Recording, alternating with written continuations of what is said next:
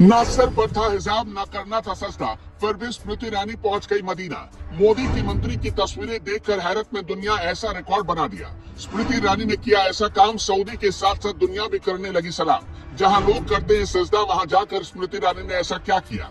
पहली बार गैर मुस्लिम नेता ने भी किया मदीना का दौरा, तो किसी कश्मीरी पंडित ने करीब से देखा। सऊदी के अधिकारी भी करने लगे स्मृति ईरानी की तारीफ। गले में मंगलसूत्र, हाथों में चूड़ी, माथे पर बिंदी और भारत की पारंपरिक पोशाक साड़ी। मदीना पहुंची स्मृति ईरानी के इस रूप को जिसने भी देखा वो दंग रह गया। ऐसी वेशभूषा में हिंदू महिला तो छोड़िए, कोई मुस्लिम महिला भी मदीना नहीं जा सकती। स्मृति ईरानी तो मुसलमान भी नहीं थी, फिर भी मुसलमानों के पवित्र तीर्थ पर इस वेशभूषा में क्यों गई। महिलाओं को तो छोड़िए, कभी इस मदीना शहर में गैर मुसलमानों की एंट्री तक नहीं होती थी, लेकिन वहाँ पर दो भारतीय महिलाएं खड़ी थी। सिर्फ स्मृति ईरानी ही क्यों, बदन पर भगवा रंग का कुर्ता और सफेद रंग की धोती पहने भारत के विदेश राज्य मंत्री वी मुरलीधरन के लुक में भी कोई मदीना नहीं जा सकता। मुसलमानों के पवित्र शहर मदीना में जैसे ही पहुंची स्मृति ईरानी, वहां अचानक कुछ ऐसा हुआ जिसने बना दिया वर्ल्ड रिकॉर्ड। सऊदी के सामने स्मृति ईरानी ने किया ऐसा काम, दुनिया भी करने लगी सलाम। अब तक जिसके बारे में दुनिया का कोई देश, कोई नेता सोच भी नहीं सकता था, सऊदी और भारत की पक्की दोस्ती ने वो कर दिखाया, और इसका सबसे बड़ा गवाह बना पवित्र शहर मदीना। लेकिन लोगों के जहन में सवाल था कि स्मृति ईरानी तो पारसी है, ऐसे में वो मदीना क्यों गई और वहाँ ऐसा क्या हुआ जिसकी खुद सऊदी भी तारीफ करने पर विवश हो गया। तो चलिए जरा इसे डिटेल में समझते हैं, लेकिन उससे पहले जरा मदीना के बारे में जान लीजिए। इस्लाम धर्म को मानने वाले लोगों के लिए दो सबसे पवित्र जगह है, मक्का और मदीना। मदीना शहर सऊदी अरब के हिजाज इलाके में शामिल है। मदीना वो शहर है जहाँ पर पैगंबर मोहम्मद प्रवास किए थे। यहीं से इस्लामिक कैलेंडर की शुरुआत मानी जाती है।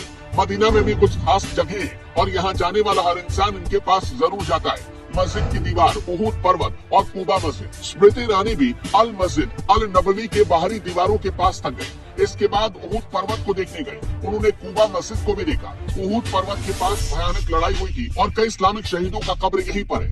वहीं कूबा को इस्लाम की पहली मस्जिद माना जाता है। दरअसल अल्पसंख्यक मामलों की मंत्री स्मृति ईरानी और विदेश राज्य मंत्री वी मुरलीधरन 2 दिनों के जिद्दा दौरे पर थे, जिसमें उनके साथ कश्मीरी हिंदू और IRS अधिकारी निरुपमा कोतरू भी मौजूद थी। लेकिन निरुपमा ने भी कोई हिजाब या स्कार्फ नहीं पहना था। भारत की इन 2 महिलाओं की तस्वीर जब दुनिया के सामने आई तो दुनिया हैरानी में पड़ गई। जिद्दा दौरे का प्रमुख कारण भारत से मदीना जाने वाले हज यात्रियों को ज्यादा से ज्यादा सुविधा देना था।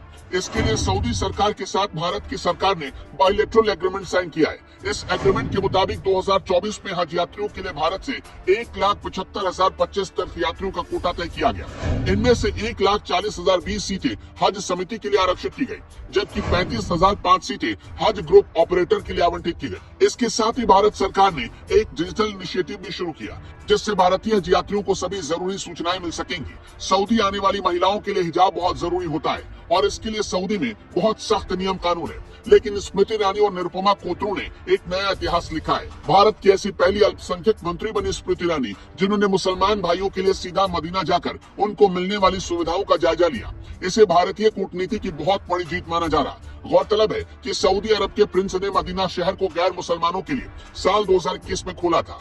वैसे स्मृति ईरानी के इस रिकॉर्ड पर आप क्या कहेंगे, हमें कमेंट सेक्शन में जरूर बताइएगा।